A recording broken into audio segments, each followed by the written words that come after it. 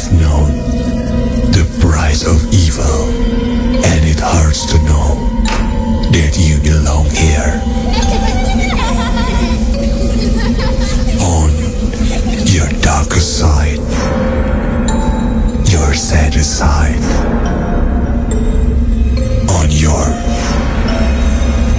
nightmare side.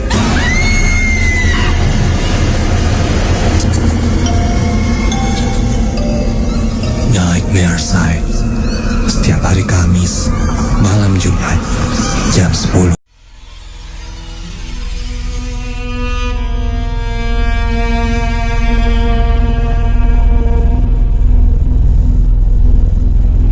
Namaku Cakti. Cerita yang akan kuceritakan malam hari ini adalah pengalamanku 3 tahun yang lalu ketika aku masih kuliah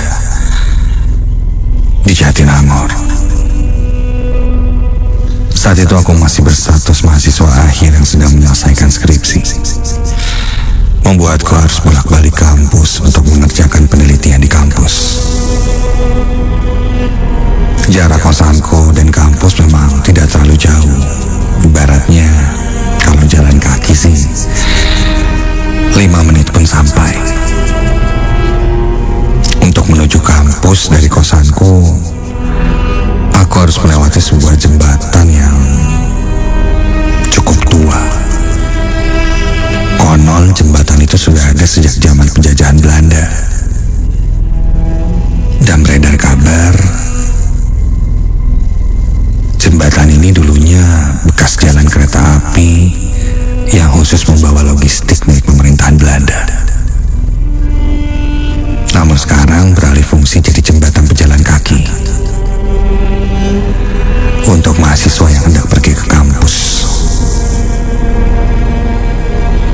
Dan dari jembatan itulah ceritaku bermula.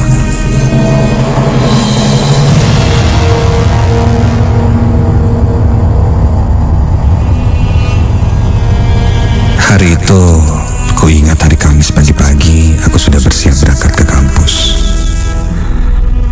Tujuannya untuk bertemu dosen pembimbingku di hari sebelum masa-masa sidang. Kondisi cuaca pagi itu cukup gelap dan mendung. Mungkin karena tadi malam turun hujan yang cukup besar. Karena lumayan agak hujan gerimis, aku membawa payung untuk berjaga-jaga. Takutnya hujan tiba-tiba saja turun deras. Udara pun terasa dingin, membuatku memakai jaket yang lumayan tebal. Setelah semua siap, aku berjalan menuju kampus. Kulewati beberapa rumah warga, ada pepohonan yang cukup besar, dan ya, jembatan itu yang katanya sekelilingnya memang ada pemakaman. Dan yang menarik adalah entah kenapa setiap aku melewati jembatan itu, aku selalu menengok ke arah pemakaman yang ada di bawah jembatan. Refleks aja, padahal tidak ada niatan apapun. Sampai pandanganku teralihkan kembali ketika kulihat ada seekor anjing yang menggonggong tepat ke arah salah satu kuburan atau makam yang ada di sana. Aku sempat menghentikan kaki untuk melangkah dan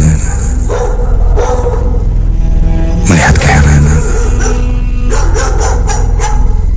Tidak ada siapa-siapa di sana selain anjing itu. Sudahlah. Aku tidak mau ambil pusing. Kulanjutkan perjalananku menuju kampus. Sampai di kampus, hujan mulai turun cukup deras. Syukurlah aku sudah sampai, jadi tidak kehujanan. Aku langsung pergi ke ruangan dosen pembimbingku. Namun sialnya, ketika aku baru saja sampai di ruangan, dosen pembimbingku mengirim pesan. Katanya ada urusan mendadak dan mereschedule kegiatan bimbinganku. Ya, nasib. Sudah bangun pagi-pagi, dingin, hujan. Sudahlah. Karena terlanjur sudah di kampus dan hujan turun cukup deras saat itu, aku pun melanjutkan mengerjakan tugas skripsiku di kampus saja. Mencoba membaca ulang kembali skripsiku agar saat bimbingan besok hanya sedikit revisi saja. Setelah itu kuhabiskan waktu di kampus dengan berkumpul bersama teman-temanku.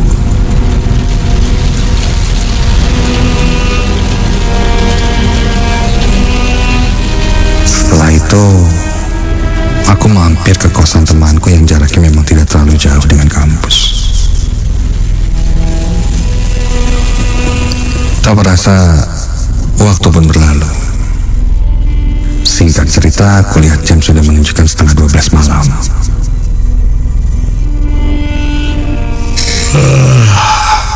Saat itu, aku sempat ketiduran di kosan temanku karena cuaca yang memang sangat mendukung untuk istirahat. Bergegas aku pun memutuskan untuk pulang ke kosan di tengah waktu hampir tengah malam itu. Temanku sempat menawarkan untuk menginap saja karena sudah malam. Tapi tidaklah. Aku akan pulang saja ke kosan dan ya besok pagi harus ke kampus dengan segala persiapan yang ada. Jarak antar kosan temanku dan kosanku memang tidak terlalu jauh, namun memang beda daerah. Aku pun pulang berjalan kaki malam hari itu, dan dari kampus ke kosanku jalannya hanya satu, melewati jembatan itu.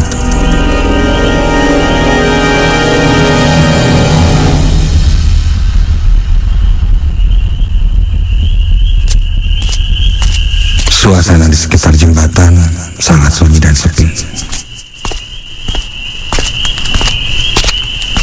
Suara langkah kakiku bahkan terdengar. Sesekali suara binatang-binatang malam menghiasi malam itu. Sampailah aku di depan jembatan. Aku mulai menyeberang, melangkahkan kakiku naik ke atas jembatan itu.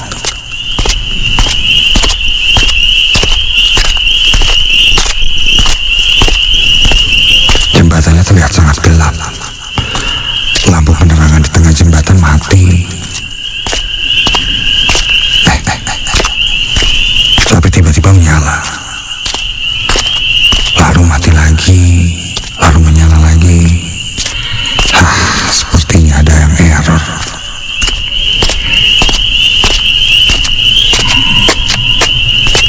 Sampai dari kejauhan di ujung jembatan aku melihat sesuatu. Kulihat ada seekor anjing yang diam di ujung jembatan itu. Setelah dilihat-lihat, itu kan anjing yang tadi pagi. Namun kali ini anjing itu tidak menggonggong, hanya diam. Aku lanjutkan langkah kakiku melewati jembatan itu.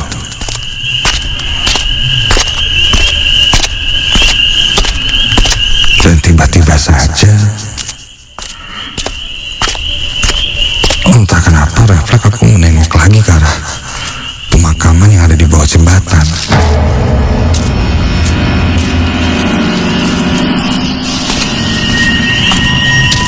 langsung membuka mukaku, menatap ke arah depan, dan anjing yang berada di ujung jembatan itu masih terlihat terdiam. Tidak ada pergerakan sama sekali dari tadi. Melihat ke arah depan seakan-akan terus memperhatikanku. Setengah jalan ku lewati dari jembatan itu, perasaanku mulai tidak enak.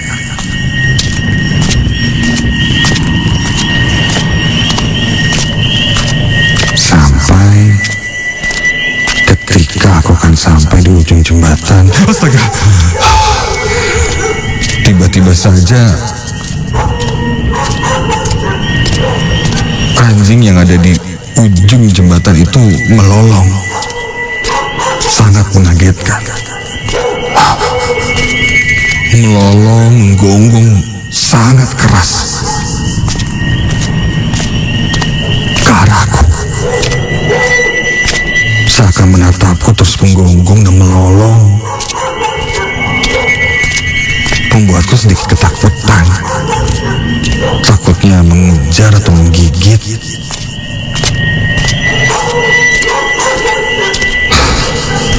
Perlahan aku lewati anjing itu.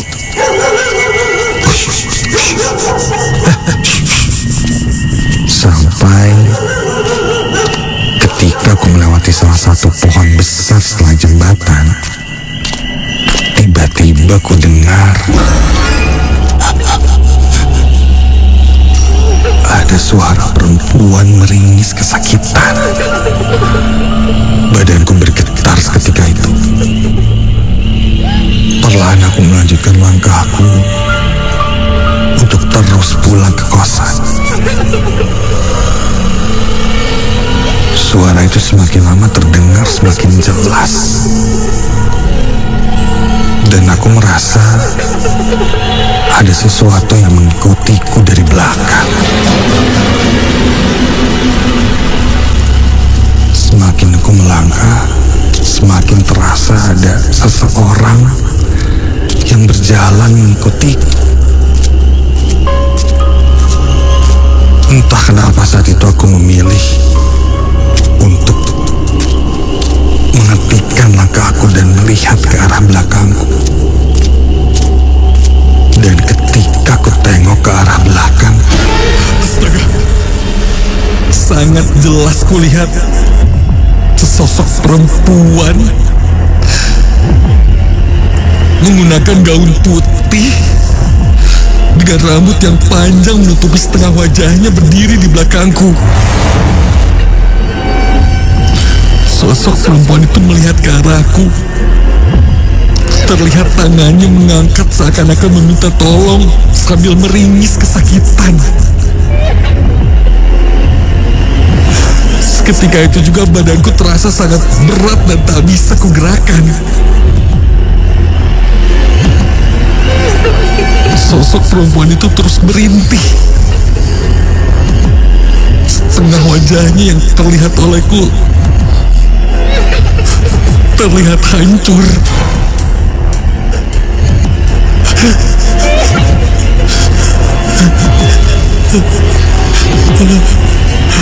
Aku hanya bisa terdiam, tapi di dalam hati aku berdoa sebisaku.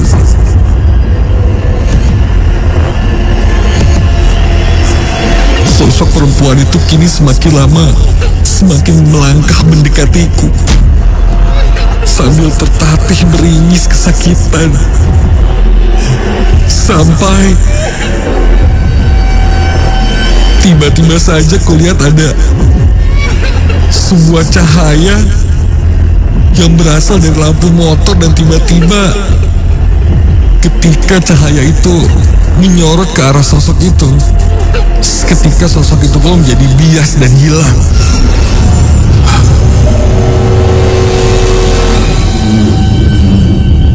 Sebuah motor melintas ke jembatan itu dan mendekatiku. Terlihat seorang bapak-bapak yang menghentikan motornya karena melihatku berdiri di tengah jalan, seperti kebingungan. Bapak itu bertanya padaku kenapa Aku masih menjawab dengan terbata-bata bahwa aku melihat sosok perempuan yang menakutkan. Bapak itu pun lalu menawarkanku untuk diantarkan pulang olehnya. Selama perjalanan, Bapak itu bilang kalau lewat jembatan itu, apalagi sendirian, kita harus permisi-permisi dulu. Konon, itu salah satu cara agar kita tidak diganggu penunggu yang ada di sana. Entahlah, pikiranku sedang kacau saat itu. Tapi setelah kejadian itu, ketika aku melewati jembatan menuju ke kampus atau kekosanku itu, refleks, akhirnya aku bilang punten, ikut lewat. Kapanpun, mau siang, pagi, atau bahkan malam, setidaknya hal itu membuat aku merasa lebih aman ketika lewat jembatan itu.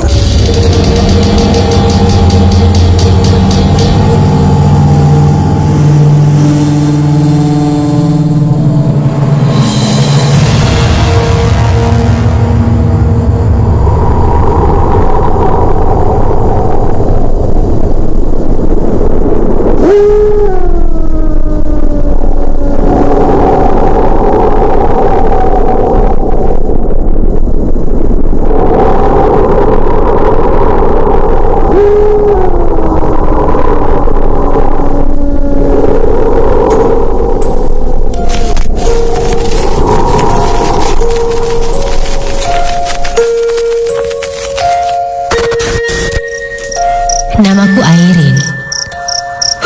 Malam ini aku akan menceritakan pengalamanku di bulan Oktober tahun lalu.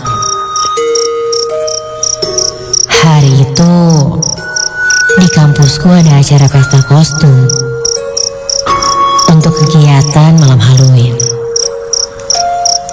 Dan aku pun diundang untuk mengikuti kegiatan tersebut. Hampir semua mahasiswa diundang untuk memeriahkan malam itu, di mana semua diwajibkan untuk menggunakan kostum. Ya, kostum Halloween, atau biasanya berdandan layaknya seperti hantu. Sebelumnya, aku mempertimbangkan tawaran kegiatan itu, karena bisa dibilang aku orangnya penakut. Apalagi jika nanti aku harus melihat mukaku ini di make up menjadi seram. Atau bagaimana jika hantu yang sedang kutiru mukanya ini malah mengamuk dan muncul dengan sosok aslinya. Membayangkannya saja aku jadi takut. Tapi temanku meyakinkanku bahwa tidak akan terjadi apa-apa.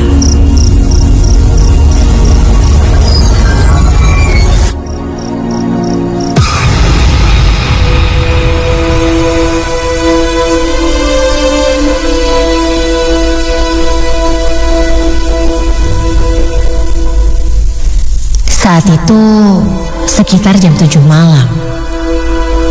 Aku pun datang ke kampus dan langsung di make up. Kulihat beberapa temanku pun mulai dirias. Ada yang menjadi genderuwo, badannya mengerikan sekali. Lalu ada juga yang menjadi sundel bolong dan hantu-hantu lainnya. Sampai seorang tukang rias pun menghampiriku. Dan ia berkata, Rasanya aku jadi kuntilanak saja. Hah? Kuntilanak? Mendengar itu, aku hanya diam saja. Wajahku pun mulai dirias, dan aku disuruh untuk menutup mata. Cukup lama. Beberapa kali, rasanya mukaku ini seperti ditempeli kapas berlapis-lapis. Dan aku pun jadi ingin segera melihat mukaku. Kira-kira akan seseram apa nantinya. Setelah lama aku dirias, aku pun disuruh untuk mengganti pakaianku. Kulihat pakaianku ini kotor sekali. Dan ini hanya kain putih yang lusuh. Dan di beberapa bagiannya ada warna merah seperti darah. Lalu aku mencium bau pakaianku ini.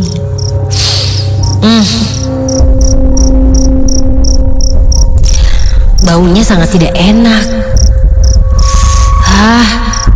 Aku tidak suka baunya.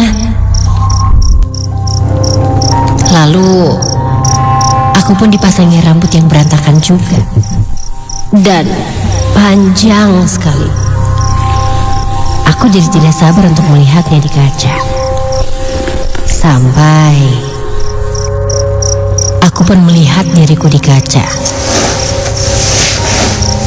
Astaga! Aku diam sejenak, memandangi mukaku yang seram ini. Dan tiba-tiba,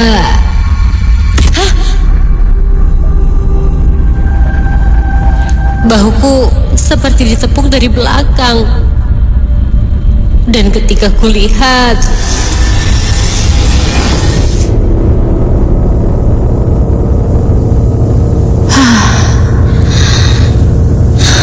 ternyata itu temanku. Temanku bilang, aku jangan terlalu banyak melamun. Jika sudah selesai makeup, segera pergi ke aula katanya. Karena ternyata acara sudah dimulai.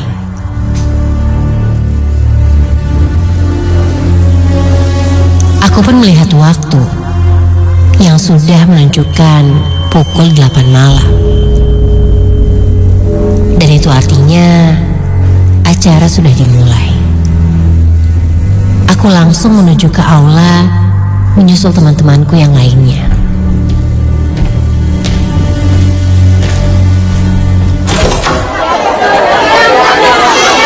Kulihat, ternyata banyak sekali yang ikut pesta kostum ini. Mulai dari hantu lokal, sampai non-lokal pun juga ada. Namun, menurut teman-temanku sih, hantu yang paling seram itu adalah aku.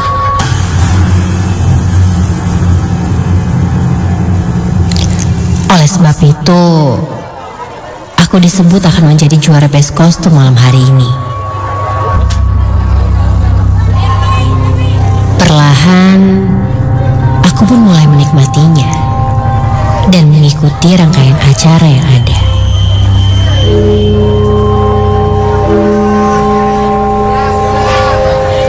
Waktu pun berlalu.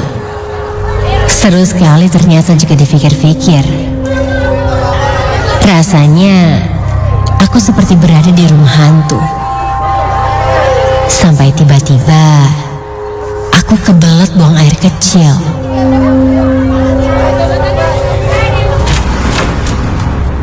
Aku pun pergi ke toilet yang tak jauh dari aula.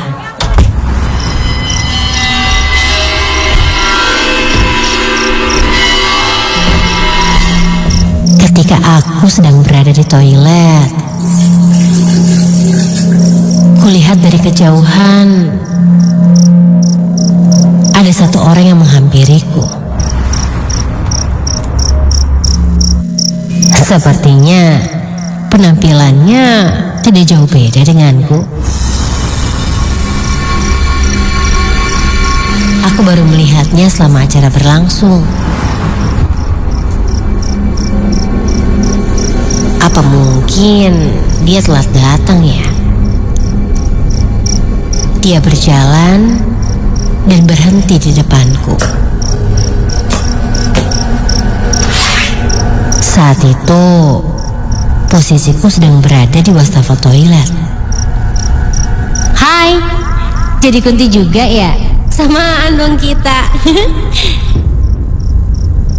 Ucapku. Namun, dia tidak menjawab. Hanya menatap tajam ke arahku. Wajahnya pucat, seolah dia tidak mendengar ucapanku. Dia terus memelotutiku, dan dia hanya terus diam menatapku. Kepalanya menunduk. Kemudian ia berbisik padaku.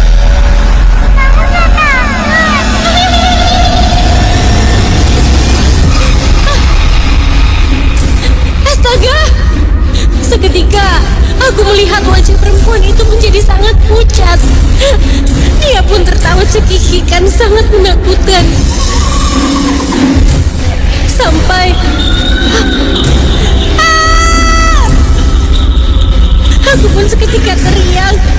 Karena kini sosok itu mencoba memegang mukaku dan seperti ingin mencakarku. Aku pun kemudian terjatuh dan tidak sadarkan diri.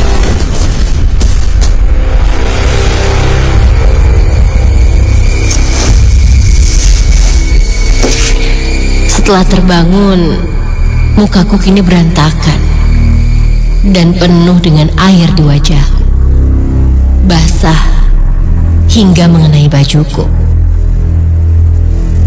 Aku pun diberitahu bahwa tadi aku mengalami kesurupan. Aku terus mencoba mencakar mukaku dan terus berteriak.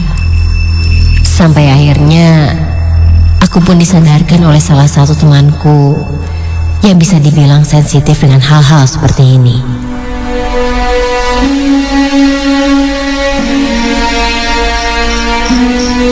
Temanku bilang sosok yang aku lihat itu tidak suka denganku karena aku sudah menyerupai dirinya.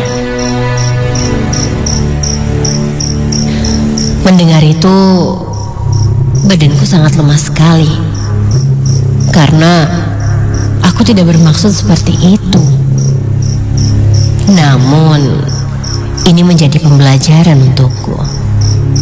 Seharusnya aku meminta izin terlebih dahulu.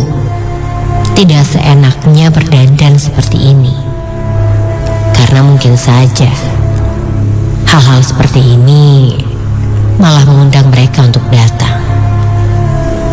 Meskipun pada dasarnya aku tidak bermaksud seperti itu.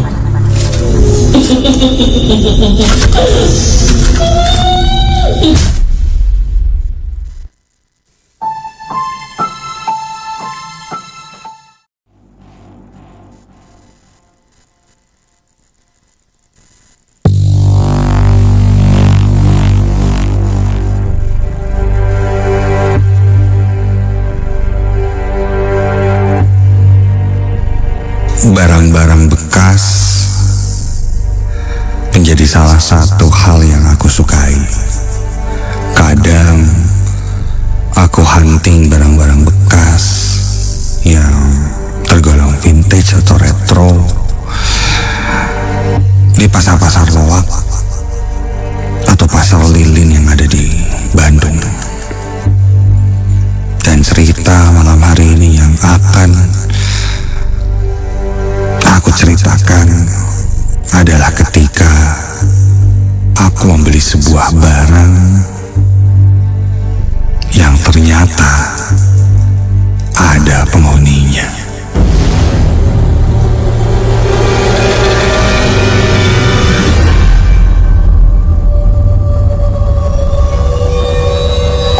Sudah jadi kebiasaanku, atau bahkan bisa dibilang hobi, mengumpulkan barang-barang yang antik. Ya, sebenarnya tidak terlalu antik dan mahal, tapi barang-barang yang vintage dan bentuknya cukup unik, biasanya aku beli. Bisa dibilang aku bukan kolektor barang-barang antik. Hanya saja, jika ada barang yang keren menurutku, aku pasti membelinya.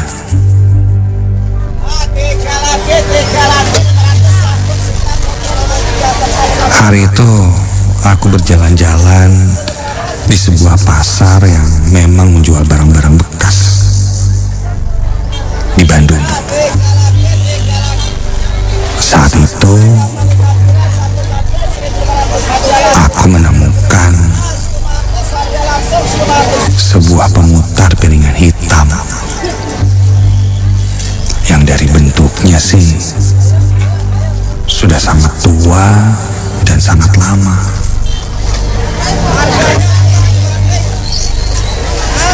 Sang penjual bilang kayaknya sih ini produksian lama dan sudah ada sejak zaman Belanda. Wow. Tapi kondisinya rusak. Tidak apa untukku yang suka barang-barang yang bisa kupajang. Karena bentuknya keren, aku pun langsung menawar pemutar piringan hitam itu. Setelah tawar-menawar, karena kondisinya pun tidak bisa terpakai dan hanya bisa dijadikan pajangan saja, aku mendapatkan harga yang cukup murah. Aku pun membawanya pulang ke rumah.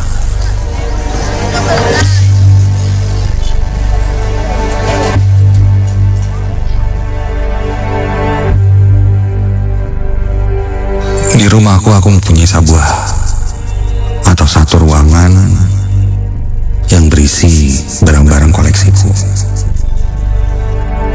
Belum terlalu penuh sih, tapi ya sudah dipajang dan ini adalah salah satu tempat favoritku.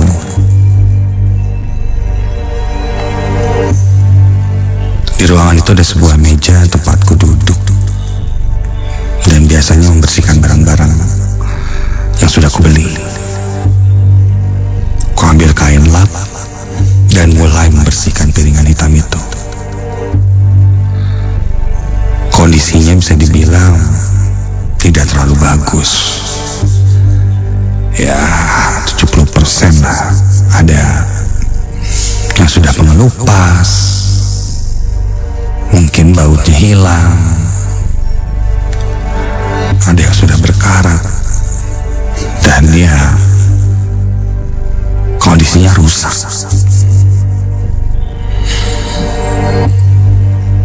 Tapi untuk dipajang dari bentuknya sih sangat bagus. Aku membersihkannya dan setelah nampak bersih, cukup rapi, sementara aku simpan di atas meja.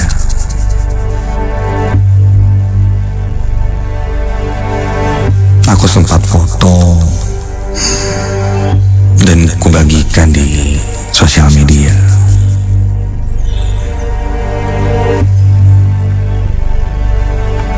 Ketika itu banyak teman-temanku yang komen, wah bagus sekali, keren, lucu. Sesuai dugaanku. Tapi sayangnya tidak jalan. Saat itu menjelang maghrib,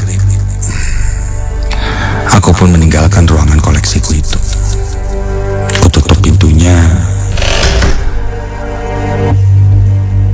Dan baru saja berjalan beberapa langkah, tiba-tiba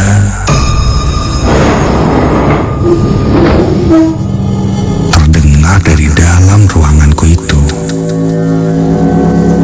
sebuah benda digeser. Sangat jelas.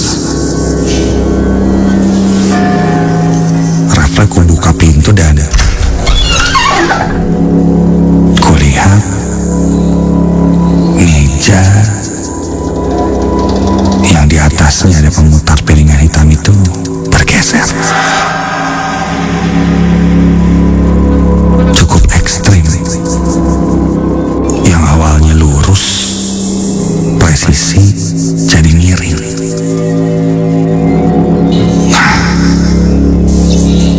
Aneh.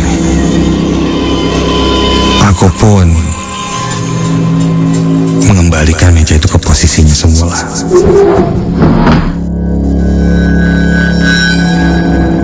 Kok bisa bergeser ya?